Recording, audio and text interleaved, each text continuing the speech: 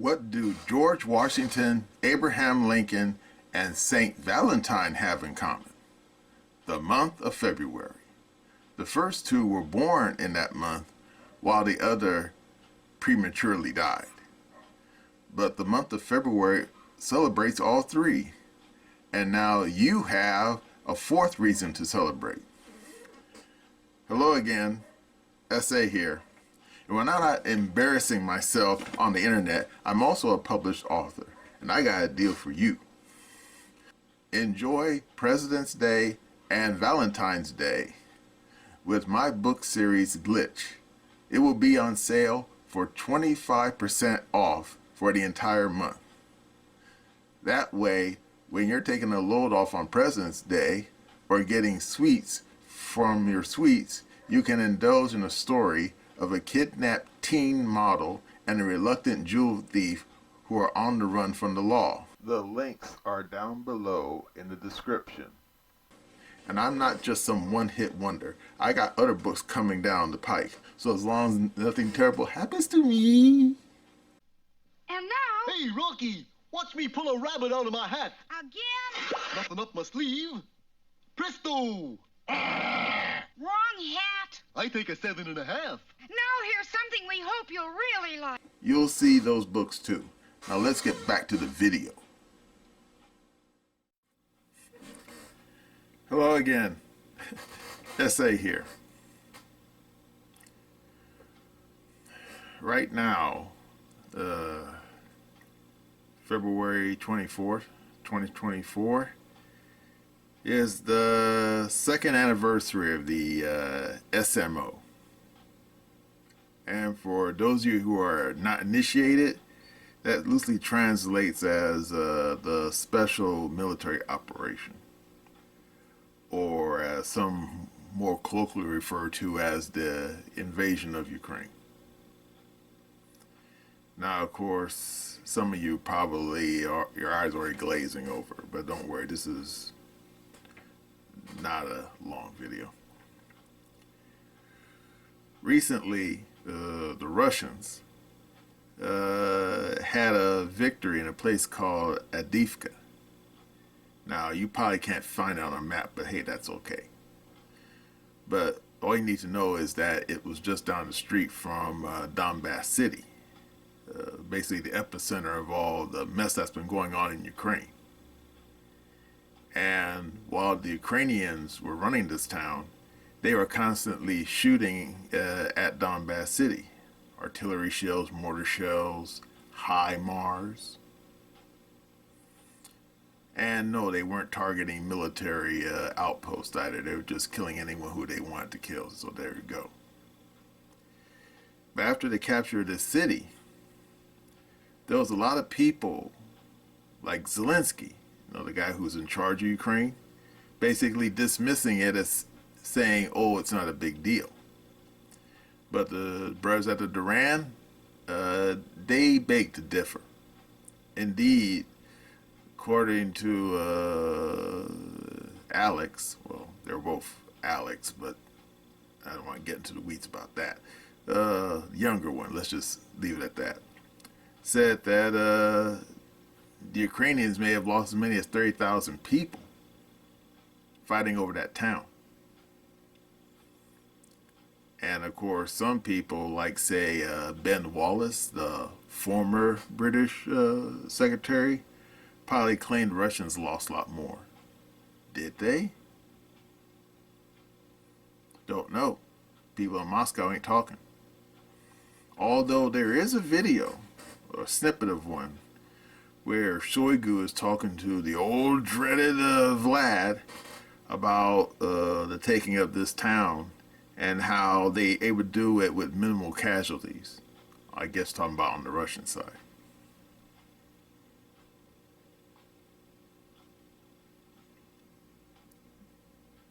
But this video is not really about a blow the blow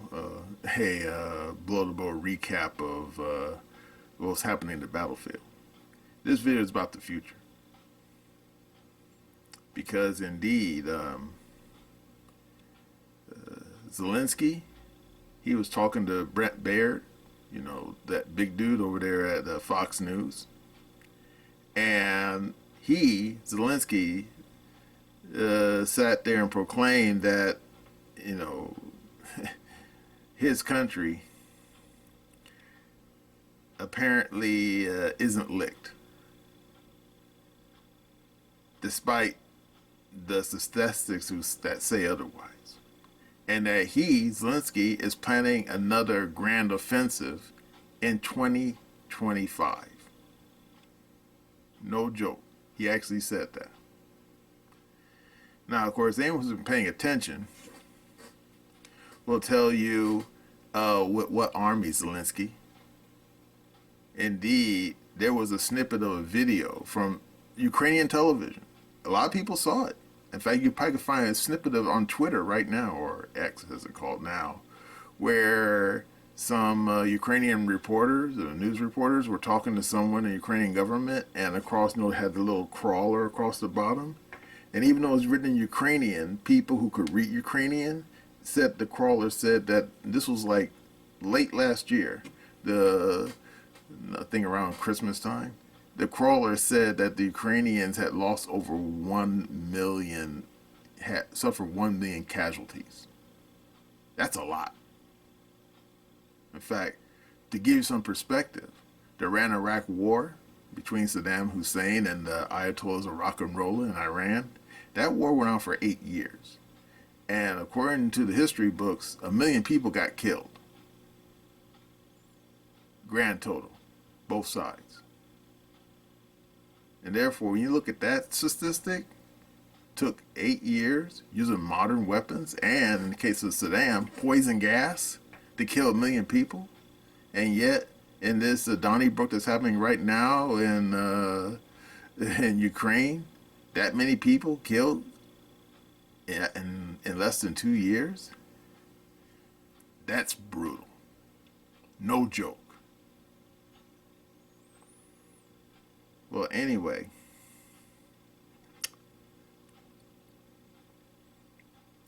Brian Beletic over there at the New Atlas, he believes that the people need to stop fighting, that they need to basically say, okay, this is enough. Too many people have died. Too many people have been killed. Too much has been destroyed. We got to put an end to this. And it's not like that hasn't happened before in history. Indeed, anyone who's read up on the 30 Years' War is aware of this. Because that was one of the bloodiest wars that ever happened in world history. Damn near 10 million people got killed. And yet, according to the history books, it was only after the Battle of Westphalia that someone in the room finally wised up and said, okay, this is crazy. We got to stop this. Because I remember James Burke. You don't know him. He's a British TV news reporter. He had this great program called Connections. And he spoke about the Battle of Westphalia. And he said that what was going on there was probably one of the bloodiest battles that ever occurred in European history at that time. We're talking the 17th century. And he said that the battle, which went on for about 3 days, killed so many people that it was the equivalent of having a fully loaded jumbo jet crashing on that battlefield every 15 minutes for 3 days straight. And how many people got killed? Well, the stats are kind of wobbly, but somewhere between 35 and 40,000 people in one battle. And we're not even talking about people using machine guns. We're talking about people using swords and early muskets, for Pete's sakes. Yeah, that's brutal.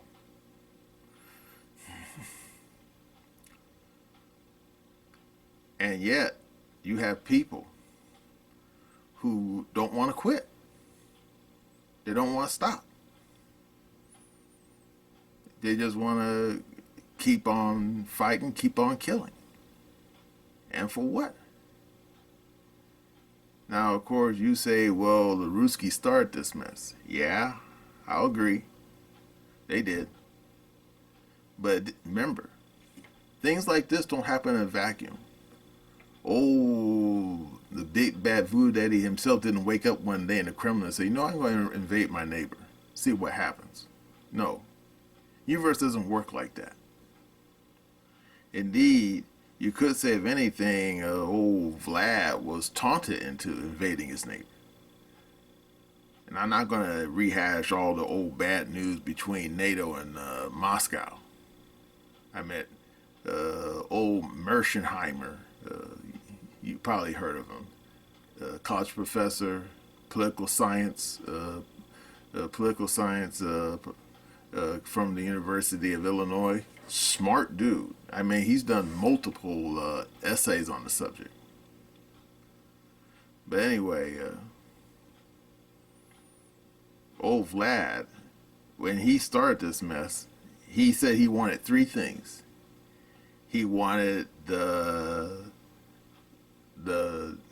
disarmament of Ukraine, the ending of neo-Nazi ideology, and an ironclad guarantee that Ukraine would not join NATO. And, wait for it, he wanted what he referred to as a new security architecture for the whole of Europe. That includes his country. Will he get it? No man knows the future. But when you look at the current stats, when it comes to the butcher's bill, as old Wellington used to refer to it, looks like old Vlad isn't losing this fight. Now, of course, things can change. Yeah. I mean, Napoleon was winning for a while until he wasn't. Same thing happened to old Vlad. But as trends are going, Vlad might win this one. The only question is, simply fighting on the battlefield isn't enough. You need a negotiated settlement. And indeed, Brian Beletic, he mentions a video that he feels the same way. That regardless how many people get killed in Ukraine, in the end, smart people, mild-mannered people, people who are not ruled by their hearts, but by their heads, are going to have to step in and negotiate. Real negotiation. And indeed, in the Battle of Westphalia, those people who have been fighting nonstop for 30 years, they sat down and negotiated. And indeed, the Iran-Iraq War, that ended negotiations too. And the First World War, same thing. All those damn European nobility, they all basically sat down and negotiated. Although I will concede, in the case of the Tsar, all right, he basically lost his job before Russia bowed out of the First World War. But the Bolsheviks did step in that power vacuum and did negotiate a peace. So there you go. So, yeah. Question is, who's going to be doing the negotiations? Now, old Zelensky, he's already said more than once he's not going to negotiate with anyone. You know, as far as he's concerned, the people in Moscow can go fuck themselves. But old Vlad, strangely enough, if you've seen the Tucker Carlson interview with Vlad, he said that he's still open to negotiations. But only if he gets what he wants. That sounds fair. Only question is who he's going to negotiate with. Certainly Zelensky don't want to talk to him. And when you listen to people like van der Leyen, that woman over there at EU Central, she don't want to talk to him. And old Sleepy Joe, when he's not falling asleep in his rocking chair or messing up his Depends diapers, he don't want to talk to Vlad either. Now, of course, Macron over there in Paris, he's been kind of hemming and hawing and kind of really wobbly on the issue, but he don't want to seem to step up to the plate. And Olaf Scholz over there in Berlin, same thing. In other words, it seems like all these people want someone to take a first step.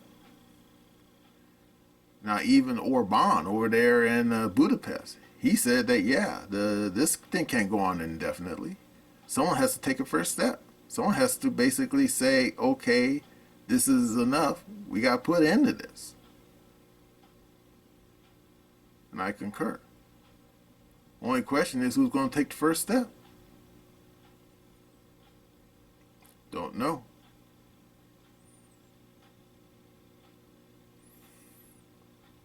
But the longer this thing goes on, just more people are going to die. Now, of course, Vlad might win this thing. But then again, if someone in the Atlantic Council gets a little bit too nervous and gets a little itchy, itchy fingers, they might do something crazy. And you think, what? Declare war on Russia?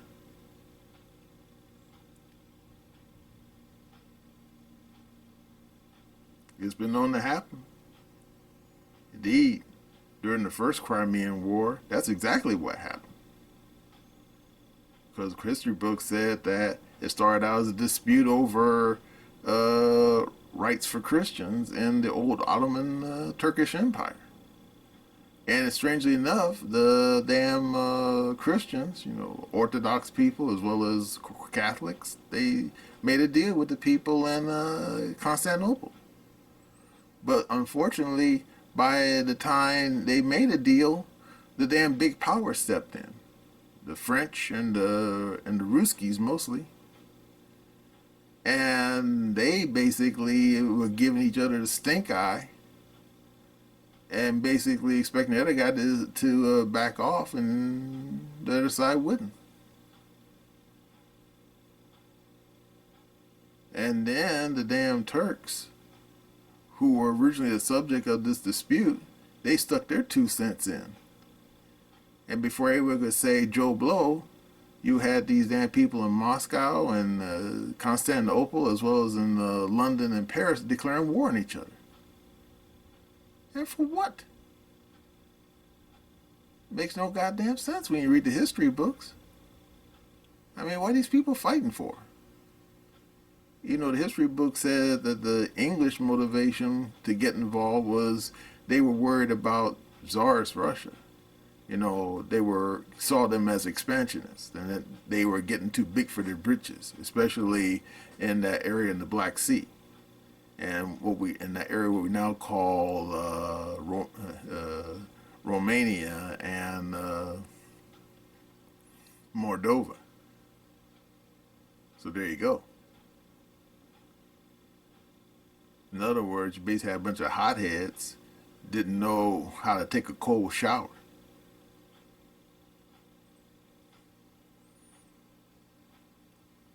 But this mess right now in Ukraine, it will end. Only question is how. Don't rightly know.